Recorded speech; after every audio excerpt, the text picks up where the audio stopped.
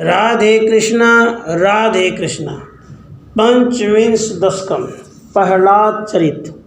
हिरण्यकश्यपु के खंभे पर प्रहार करते ही आपका ऐसा भयंकर शब्द हुआ जिसने उसके कानों का पर्दा फाड़ दिया और जिससे ब्रह्मांड कुंड कुहर उद्भ्रांत हो उठा, जिसे पहले कभी नहीं सुना था।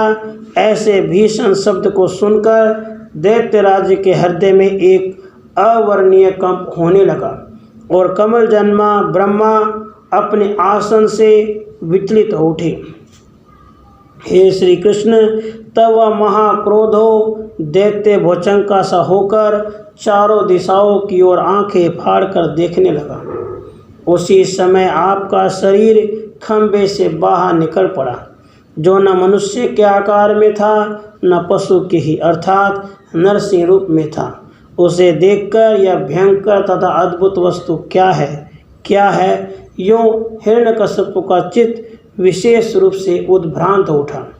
तब उज्ज्वल वर्ण की उग्र रोमावलियों से प्रकाशमान रूप वाले आप पूर्णतः प्रकट हो वृद्ध आकार दिखाई देने लगे।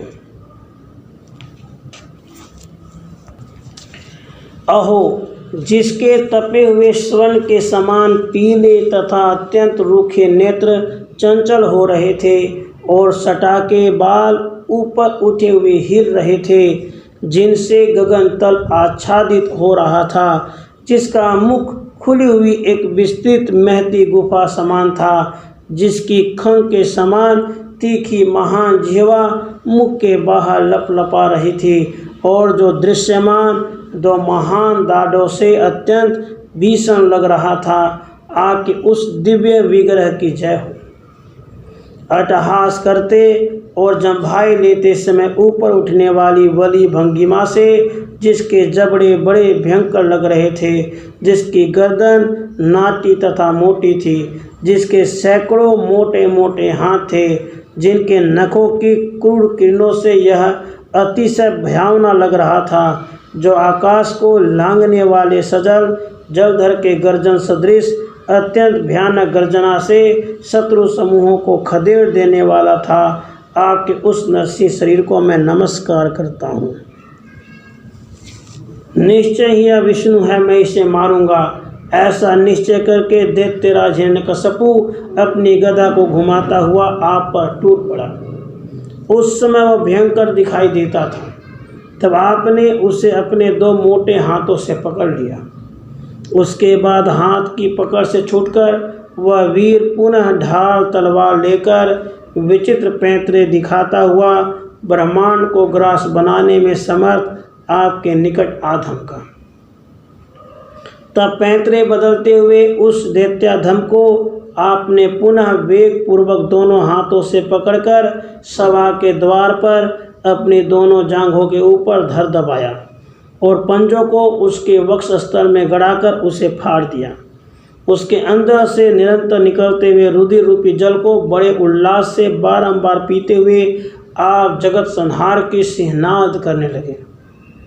उस समय आपका विशाल शरीर रुधिर के छींटों से अभिषिक्त हो उठा था।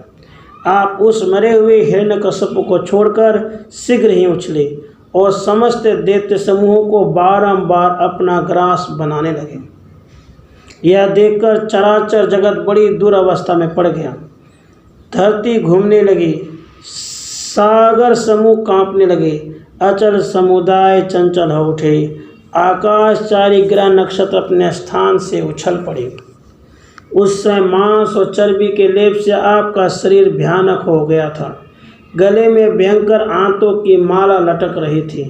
आपका क्रोध बढ़ा हुआ था, जिसके कारण आप बारंबार दुर्वार सिंहनाद कर रहे थे।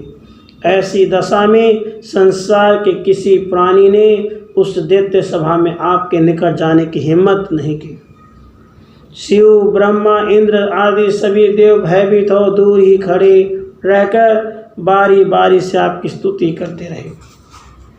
फिर भी जब आपका क्रोध कम नहीं हुआ, तब ब्रह्मा की आज्ञा से बालक प्रहलाद ने जाकर निर्भयतापूर्वक आपके चरणों में प्रणिपात किया, जिससे आपका क्रोध शांत हो गया और आपने करुणा के वशीभूत हो उसके मस्तक पर अपना वरद हस्त रख दिया।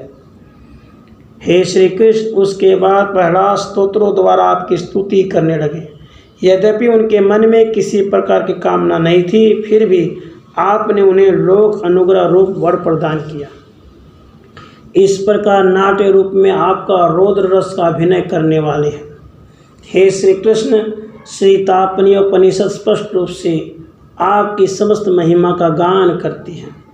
अत्यंत शुद्ध आकृति वाले भगवान, आपका स्वरूप अनुपम तथा सर्वोत्कृष्ट है। ऐसे आपकी आज्ञा का कौन उल्लंघन कर सकता है। हे प्रहलाद प्रिय, हे मृतपुरपति, मेरी समस्त रोगों से रक्षा कीजिए। इति नरसिंह अवतार वर्णनम 25 दशकम समाप्तम। राधे कृष्ण।